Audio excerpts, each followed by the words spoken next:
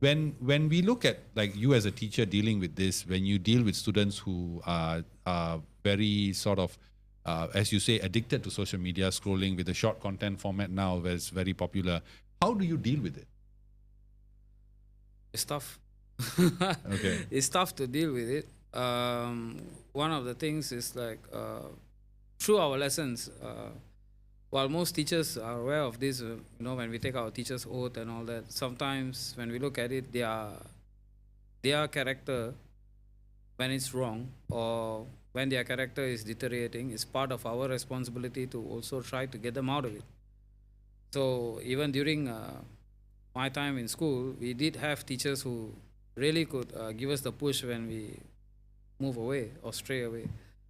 And that's why even the schools have counselors, but now counselors are looked as a taboo. So, but the way I would deal with it on a regular basis is because one of the things that I believe in any school system or education system, there is a triangulation between parent, teacher, and child.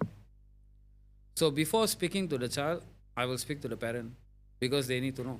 So they need to know what's happening with the kid. They will need to know what are the consequences of it. So when we speak to them, when we tell them, okay, this is the situation, and now I have to tell you, the phone is a problem. Social media is the problem. So what do you want me to do? Because if we do something that the parents are not happy with, they will come knocking at our door, saying that even I'm not bothered, why you want to bother?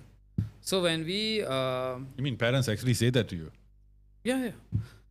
We had this incident once when we actually saw one of our students on Instagram. She's only 14, I think 14 or 13. And she was posting pictures which are not appropriate for her age.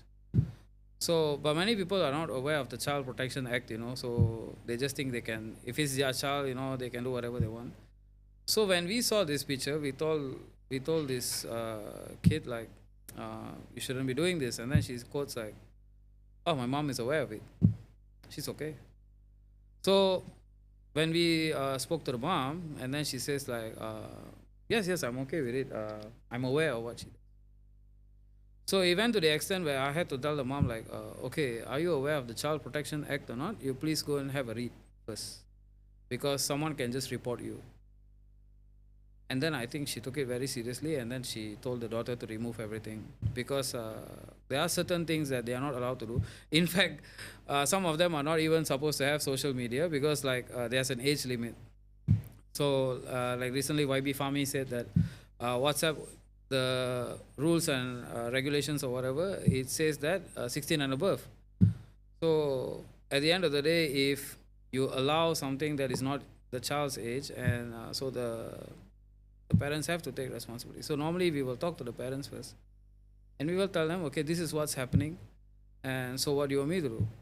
It's just like, I want you to help her. So we will tell them, okay, but you have to help as well. So like when they go back home, take the phones away, and then keep it, or set the parental control. For some reason, I find it weird because Google has something called digital well-being and parenting. Most phones have it. iPhone also has it, but most parents do not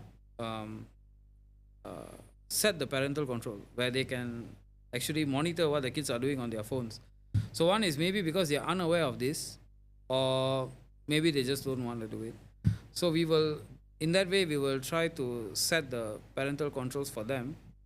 Or if they are not interested, I will be the one controlling. So as the teacher, I will ask them permission and say, okay, if you don't want to do it, then I will do it. Because if you want your kid to improve, I will have to do something. Otherwise, it's not going to improve. Yeah, so I can't sit and see, we give homework after homework, but ChatGPT has everything. Exactly. That's the new teacher now. Yeah. The ChatGPT is now the guru of all gurus, and yes. So they have everything. They can answer everything. Even maths, you can just take a picture and then you just put through an AI. It answers everything. So as a teacher, we know this is happening. So sometimes when parents ask us, "Can you give homework?" I say, "Can you make sure you monitor at home? Can you guarantee that they are not using the app to answer, because if not, it defeats the purpose. I can just give an essay topic. ChatGPT can just, you just have to go and type, okay, can you type an essay? Can you make it a bit broken? And then he or she really tailors it according to the demand of the kid. So on our side, we will think the kid is doing very well, but later on in the exam, it shows otherwise. So that is why we will tell the parent, okay, we will give homework, but you need to do monitoring at home as well. So if they can't, then the homework defeats the purpose. So through this, we negotiate with them, and then thankfully, the parents who we have talked to, most of them understand, but there are some who still don't. So normally, the negotiation is what we do.